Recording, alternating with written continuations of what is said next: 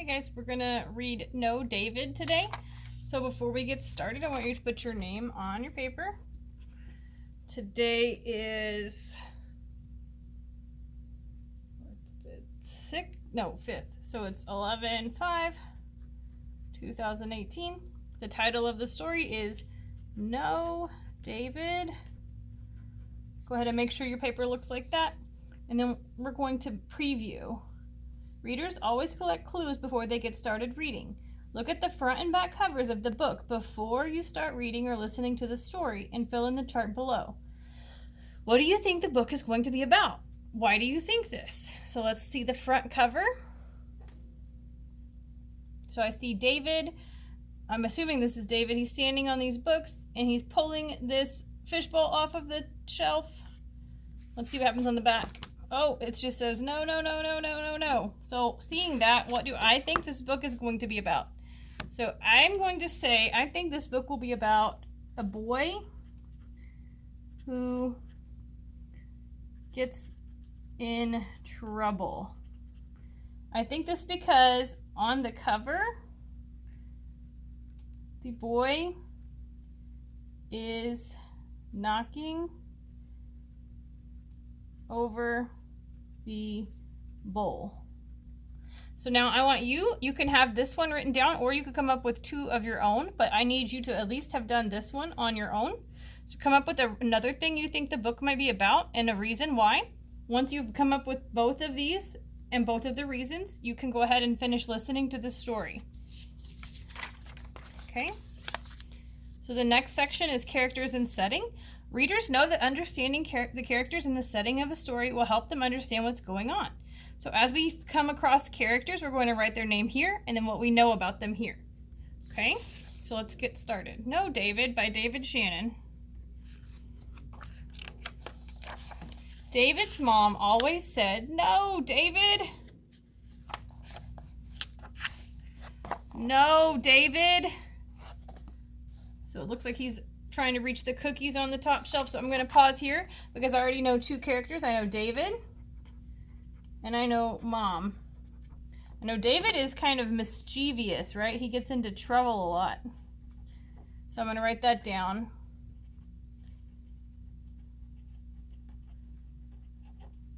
And what about Mom? Mom seems like she's worried for David. Worries about David. Can you think of anything else to add? So go ahead and think of something else you might want to add here and something else here. And then if we come across any other characters, you can fill this part in.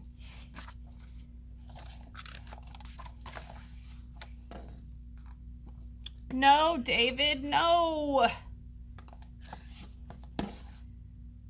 No, no, no. Come back here, David.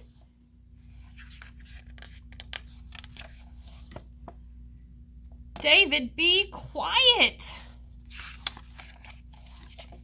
Don't play with your food. So let's go ahead and stop right here. What is the setting of the story? The setting of the story, it seems like it's the little boy's house in his neighborhood. So I'm going to put the family's neighborhood. So far it seems like this little boy is just getting into trouble, like with all of his surroundings. How does this match with what's happening with the character? Well, it matches, right? Because families live in neighborhoods and it makes sense that you would get in trouble at your house.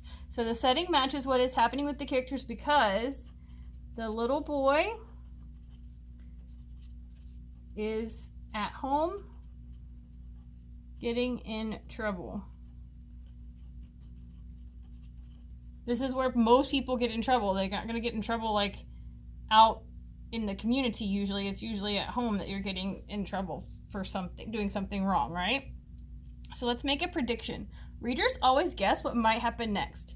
What do you think might happen next? So right now I'm seeing him playing with his food. He's gotten into lots and lots of trouble with all the different things that he's done so far. It looks like he was being loud. He ran down the street naked.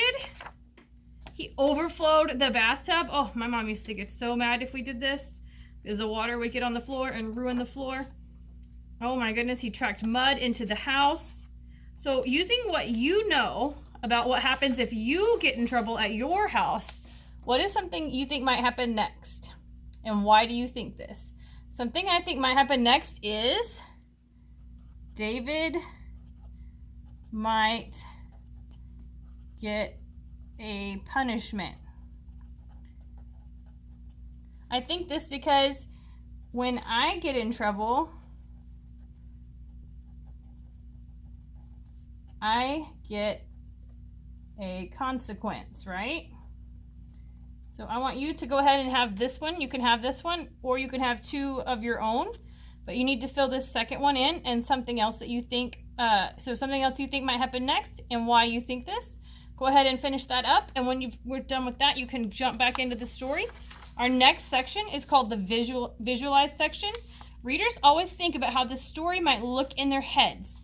So when we're doing this, it's what you're imagining in your head when you read the words on the page. So like the artist did a really good job here of drawing how he's playing with his food. But if I just said, don't play with your food, what would you picture in your brain if you hadn't seen this picture?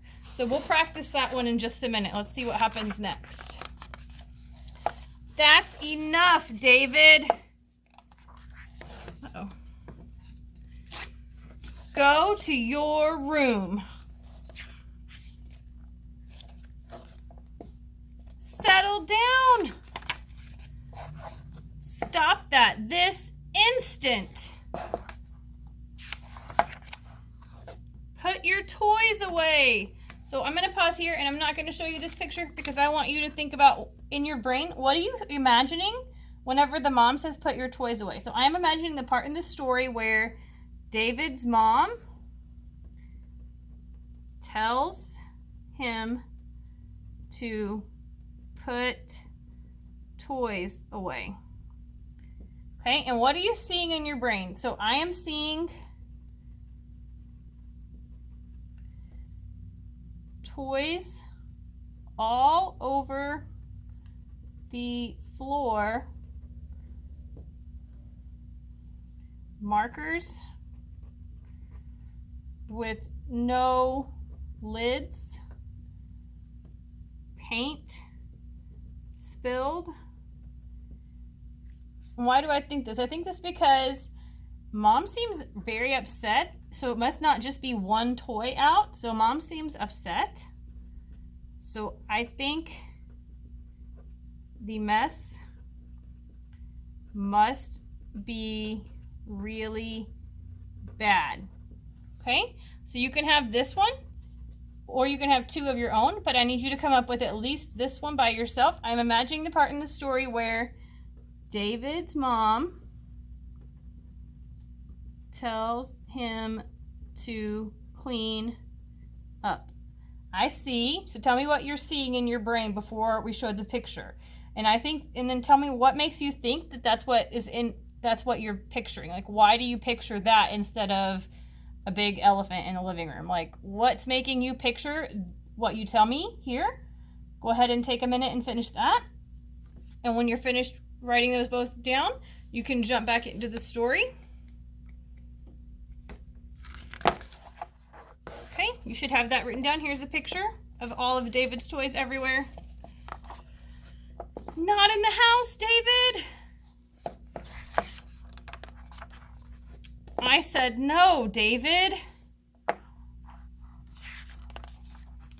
Davy, come here.